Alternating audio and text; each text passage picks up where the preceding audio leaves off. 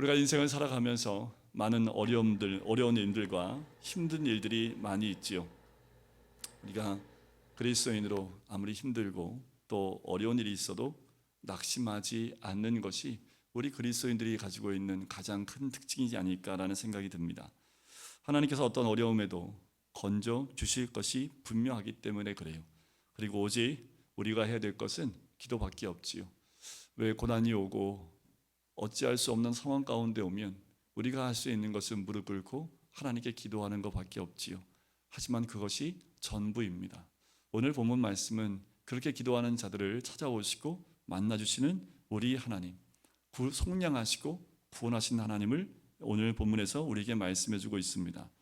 107편은 이렇게 말씀이 시작을 합니다. 여호와께 감사하라. 107편 말씀의 핵심이고 또 결론이기도 합니다.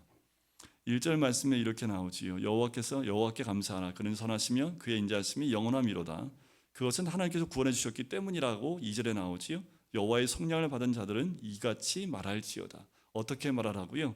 그의 선하심과 인자하심이 영원함이로다라는 거지요. 자, 이 말을요 총 5번이나 107편에서 반복해서 이야기하고 있습니다. 지금 1, 2절에서 얘기하고 있죠. 또 8절도 보면 8절에도 그 얘기가 나옵니다. 여호와의 인자하심과 인생에 가신 기적으로 말미암아 그를 찬송할지어다. 15절 한번 보실까요? 여호와의 인자하심과 인생에 가신 기적으로 말미암아 그를 찬송할지어다. 21절을 보세요. 여호와의 인자하심과 인생에 가신 기적으로 말미암아 그를 찬송할지어다. 31절도 한번 보세요. 여호와의 인자하심과 인생에게 행하신 기적으로 말미암아 그를 찬송할지로다. 5번이나 반복해서 찬양할 것을 권고하고 있는 시편 기자의 모습을 봅니다. 하나님 우리를 어떠한 어려운 처지에서도 구원해 주시는 줄 믿습니다. 오늘 본문 말씀에 보면 4절부터 9절 말씀에 보면 이스라엘 민족이 사막에 있을 때 길을 잃지 않고 또 배고프고 목말라 있을 때 또 기력이 다 빠진 사람들에게 그런 사람들 하나님께 부르짖을 때 하나님이 먹이시고 또 고통에서 건져내시고 바른 길로 들어서게 하시고 사람이 사는 성읍으로 들어가게 하실 뿐만 아니라 목마른 사람에게 마실 물을 실컷 마시게 하시고 배고픈 사람에게 좋은 음식을 마음껏 먹게 해주셨다라는 말씀을 하고 있습니다. 이것은 이스라엘 백성이 광야를 걷고 그들의 인생길을 걸으면서 가졌던 간증입니다. 이들의 삶 가운데 우러나는 간증의 모습이지요.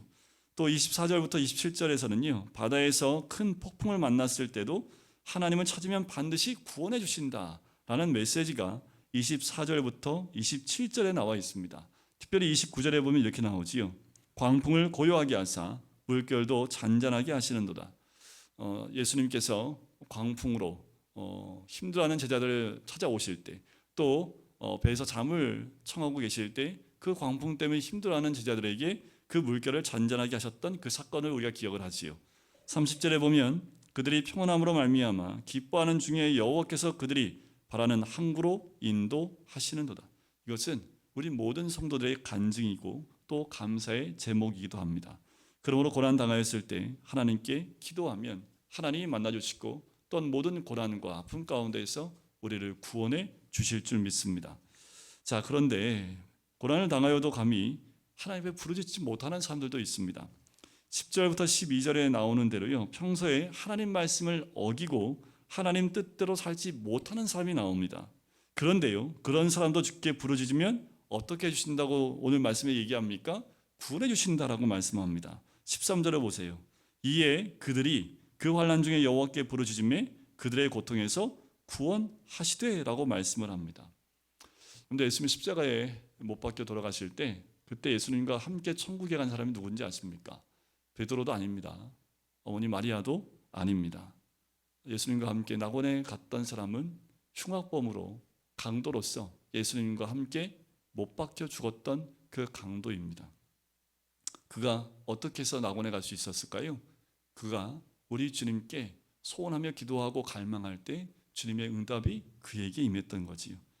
십자가 복음을 가장 잘 설명해 주는 이야기가 있는데 그것은 누가복음 15장에 나오는 탕자 이야기입니다. 정말 탕자는 불효막심한 그 모습이 15장 가운데 등장하지요. 방탕했던 탕자이지만 그가 아버지께로 돌아오면 살 수 있겠다라는 그 마음을 가지고 돌아왔을 때 그냥 살 수만 있는 것이 아니라 아들의 권세가 회복되어지는 것도 우리가 말씀을 통해서 보게 됩니다. 17절과 18절에 보면 한 걸음 더 나아가서요, 어떤 사람도 있냐 하면 하나님께 반역의 길을 걷고 죄악을 저지르다가 고난을 당하는 사람이 등장을 합니다. 그런데 이런 사람도 하나님께 구원을 기도할 때 하나님이 어떻게 주신다고 대답을 하고 있습니까? 그의 부르짖음에 구원하겠다라는 말씀을 하고 있어요. 19절에 보세요. 이에 그들이 그들의 고통 때문에 여호와께 부르짖음에 그가 그들의 고통에서 그들을 구원하셨다라는 거지요. 대표적인 예가 사도 바울입니다. 사도 바울은 어떤 사람이었습니까? 성령이 충만했던 스데반을 돌로 쳐 죽이는데 그 자리에 있었던 사람이고, 예수 믿는 사람들을 가서 잡아다가 감옥에 넘겼던 사람입니다. 그런데 그 사람도 결국 구원받고 사도가 되었던 것을 우리는 알고 있습니다. 기독교는 편협하고 독선적이지 않아요. 왜 그렇습니까? 오히려 구원의 문이 활짝 열려 있기 때문에 그렇지요. 자, 어떤 종교에서는 이렇게 얘기하지요. 당신이 죽고 난 다음에 천국에 갈지 안 갈지는 확실하지 않다. 노력해보라. 당신이 거룩하고 모든 욕심을 완전히 버리면 갈 수 있을지도 모른다. 그러나 욕심을 완전히 버리지 못하면 지옥에 갈 수밖에 없다. 이 땅에서 잘 살았으면 죽은 후 남자로 돌아갈 것이고, 아니면 여자로, 그보다 못하면 짐승이나 곤충으로 다시 돌아올 것이다. 이 모든 것은 당신에게 달려있으며 확실하지도 않다 라고 말하는 종교가 있지요. 하지만 기독교는 그렇게 얘기하지 않습니다. 하나님 나라에 천국에 가는 길은 오직 예수 그리스도를 통해서 나아갈 수 있다고 얘기합니다. 아주 단호하지요. 그런데 이 길은 누구에게나 다 열려있는 길이라는 거지요. 3절에 보면 동서남북 각 지방에서부터 모으셨도다 라는 거예요. 동서남북 각 지방이라는 그 말은 하나님의 구원은 일부 계층이나 어떤 민족이나 어떤 인종에 국한된 것이 아니라는 거예요. 동서남북 각 지방 모든 사람들에게 열려져 있는 구원의 길임을 우리에게 이야기하고 있습니다. 하나님 나라에 갈 수 없는 사람은 단 한 명도 없어요. 늘 무당도 갈 수 있습니다.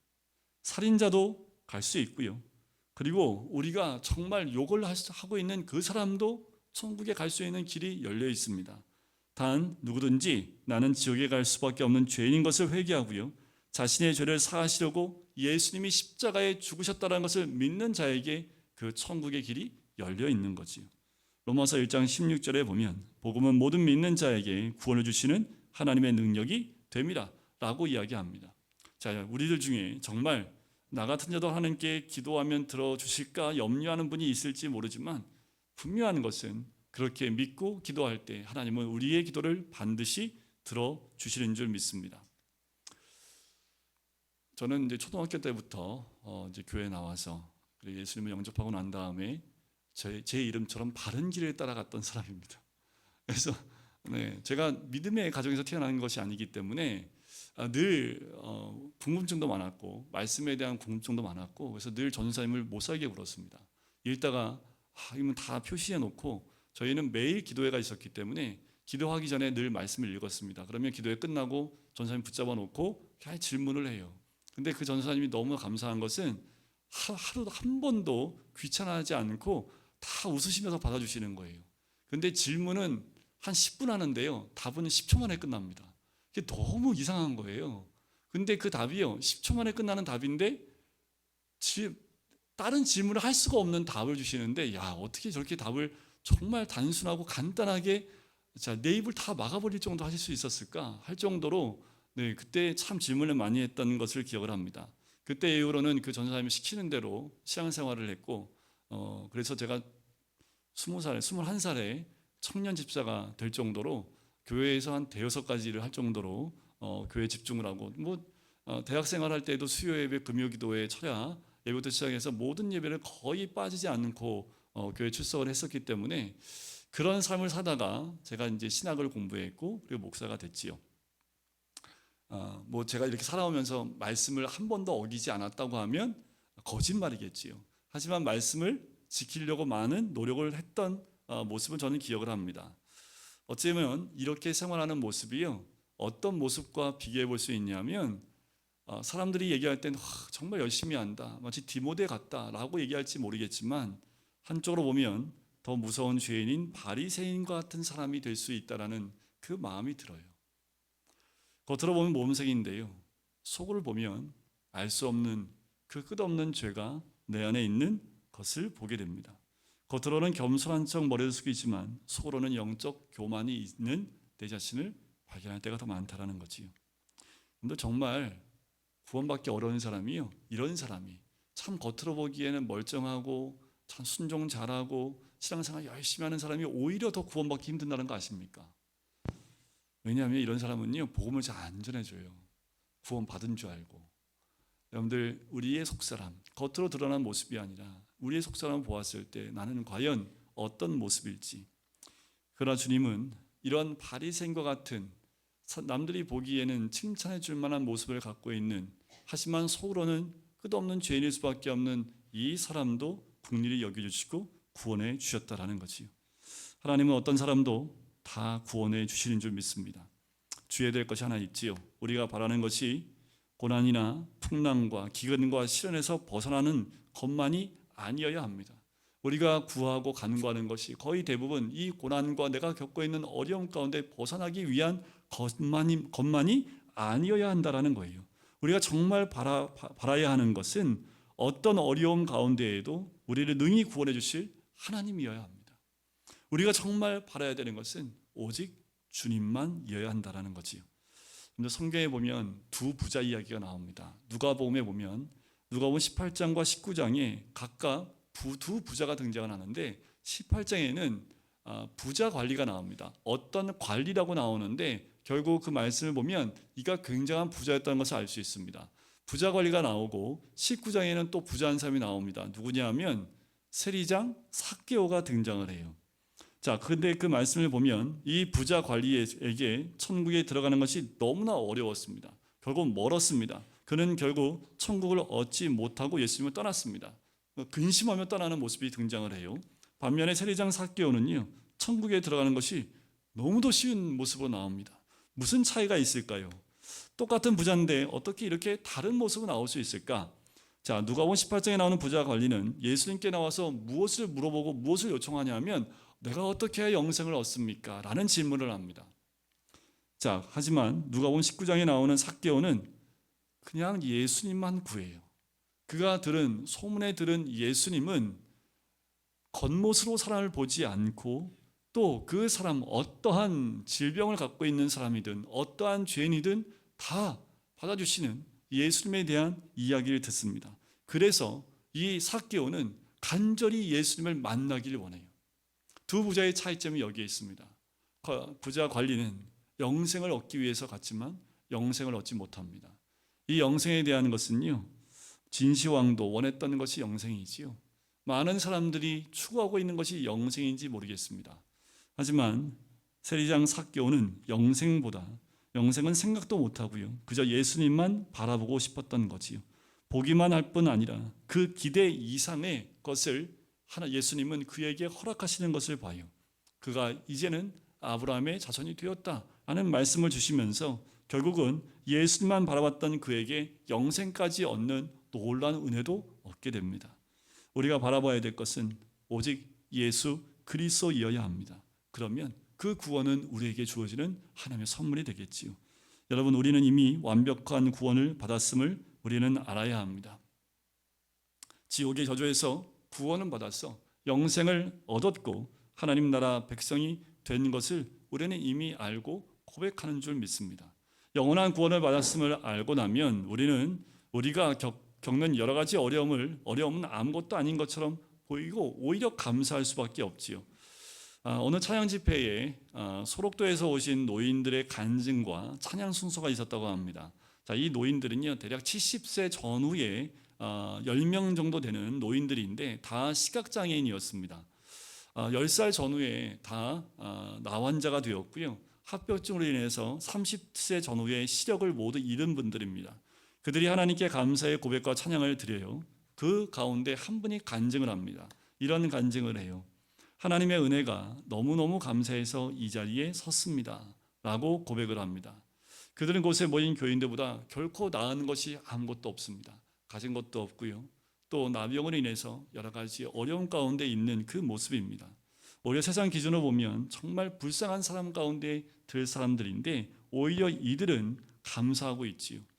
이들은 나병 때문에 어린 나이에 부모에게, 형제에게 버림을 받았습니다. 그리고 삶의 모든 소망이 끊긴 사람들입니다. 그런데 그들은 그 자리에서 가장 감사하고 있었고 또 가장 많은 은혜를 누리고 있었다라는 거지요. 이들이 왜 형제와 부모를 원망하지 않았겠습니까? 자기의 질병 때문에 원망하는 삶을 왜 살지 않았겠습니까? 그런데 이들이 구원의 눈이 열리니까 그 모든 것들은 문제가 되지 않았던 거예요. 앞을 볼 수 없었던 이들이지만 그들이 예수 그리스도를 통해서 구원의 참 소망 가운데 구원의 눈이 열리니까 이제껏 원망했던 것들이 오히려 감사로 바뀌는 그들의 모습을 봅니다. 영원한 천국을 보는 눈이 열린 거지요. 나병에 걸린 것도 감사하고 눈이 먼 것도 감사하다라는 거예요. 여러분들, 감사는요 구원받은 백성의 가장 큰 특징입니다. 랜디 알콘이라는 분이 있는데 이분 사무실에 가면 사진 한 장이 걸려 있습니다. 이 사진은 토고에 있는 한 부족민 사진인데요. 그 어떤 사진이냐면 그 토고 부족민, 이게 이제 그 아프리카에 가면 말이 너무도 다양하기 때문에 복음 전하기가 어렵대요. 그래서 주로 영화를 상영하는데 예수님의 영화를 상영한답니다. 그 영상을 이렇게 보여준대요. 그러면 말은 통하지 않는데 그 모습을 통해서 이들이 예수님에 대한 그 복음을 그 영상을 통해서 받아들이기 시작을 한다고 합니다. 예수님이 십자가에 달리는 장면을 보는 그들에게는 정말 그 자체가 충격 자체였고 공포 자체였습니다. 그런데 놀라운 것은 그것을 바라보며 눈가에 눈물이 흐르는 모습이 드러났다라는 거지. 그것을 사진 찍어서 그 사무실에 걸어놓은 거예요. 그래요. 우리가 이미 받은 구원의 은혜를 조금이라도 알게 된다면 우리는 무릎을 꿇고 이와 같은 모습이 되지 않겠습니까? 진정한 구원의 은혜를 누리고 있다면 우리 삶에 오는 고난과 그 아픔들 가운데에도 흔들리지 않는 믿음 가운데 늘 감사와 우리의 기쁨을 빼앗기지 않지 않겠습니까? 오히려 구원받은 사람들은 어떻게 해요? 이 시편 기자와 같은 모습으로 늘 찬양하리로다 라는 그 찬양이 그 입술에서 쏟아져 나오는 거지요. 십자가에서 하나님께서 그보다 더 큰 사랑은 없는 그 사랑, 최대한의 사랑으로 우리 가운데 채워주시는 놀라운 은혜를 주셨지요. 우리가 그것을 알게 되면 죄만 아니라 그 어떤 것도 힘을 발휘하지 못하는 거지요. 로마서 8장 35절에 보면 이렇게 나옵니다. 누가 우리를 그리스도의 사랑에서 끊으리요? 환난이나 공고나 박해나 기근이나 적신이나 위험이나 칼이냐. 기록된 바 우리가 종일 주를 위하여 죽임을 당하게 되며 도살당할 양같이 여김을 받았나이다 함과 같으니라. 그러나 이 모든 일에 우리를 사랑하시는 이로 말미암아 우리가 넉넉히 이기느니라. 내가 확신하노니 사망이나 생명이나 천사들이나 권세자들이나 현재일이나 장래일이나 능력이나 높음이나 기쁨이나 다른 어떤 피조물이라도 우리를 우리 주 그리스도 예수 안에 있는 하나님의 사랑에서 끊을 수 없으리라. 십자가에 나타난 하나님의 사랑을 이길 고난은 세상에 없습니다. 십자가에 나타난 하나님의 사랑을 이길 환난도 세상엔 없습니다. 십자가에 나타난 하나님의 사랑을 이길 어떠한 박해도 세상에는 없습니다. 십자가에 나타난 하나님의 사랑을 이길 기근도 이 세상에는 없습니다. 십자가에 나타난 하나님의 사랑을 이길 적신이나 위험이나 칼도 세상에는 없습니다. 근데 살다 보면 힘들고 막막하고 또 앞이 캄캄하고 꼭 죽을 것 같을 때가 있지만 십자가의 주님을 바라보면 결코 망할 사람은 단 한 명도 없습니다. 우리는 실패와 좌절과 슬픔에 무너질 수 없는 사람입니다. 하나님이 허락하지 않으세요. 그래서 더 이상 조급해지지 않게 됩니다.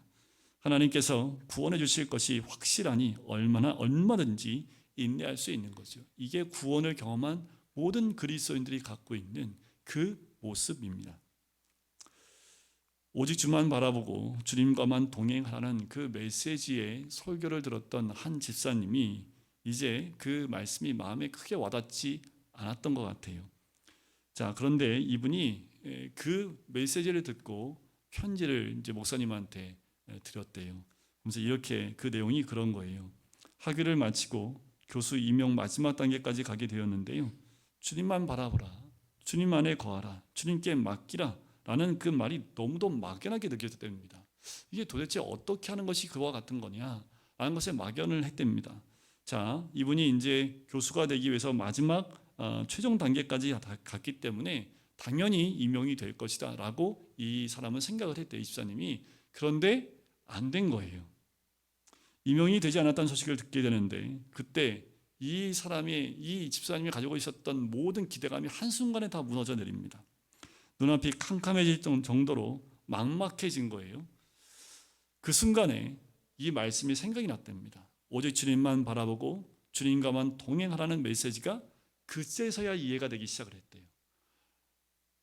당연히 될 것을, 이게 되지 않으면 안 되는 상황 가운데 있는데 이게 안 돼 버린 거예요. 정말 막막한데 그 순간 그렇게 자신을 낮추는 자리에 그 거하게 하시는 주님과 동행하는 것만이 참 진리인 것을, 그 메시지가 자기 가슴 가운데 들어와 있는 것을 발견하게 됩니다.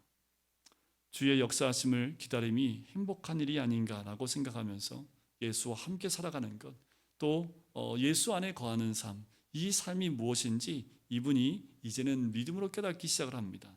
교수 임용에 실패하고 오히려 진정 주님을 믿는 믿음을 얻었다면 너무나 감사하다고 그 편지에 썼다고 해요. 상황은 나아지지 않았지만 그 가운데 함께 하시는 하나님의 은혜를 이분은 누렸던 거지요. 여러분, 힘들고 어려울 때 우리 안에 계신 십자가의 주님을 바라봐야 합니다. 우리가 올 한 해도 많이 어렵다고 그래요. 지금도 어려운 가운데 있을 수 있습니다. 그 어려운 것을 바라보고 있으면 더 힘들고 어렵습니다. 좌절하게 되지요. 상황과 환경을 바라보는 것이 아니라 구원받은 우리는 십자가의 주님을 바라보는 삶을 사는 사람들이 그리스도인입니다. 그것이 바로 그리스도 안에 거하는 자들이고 그리스도와 동행하는 사람의 모습이지요.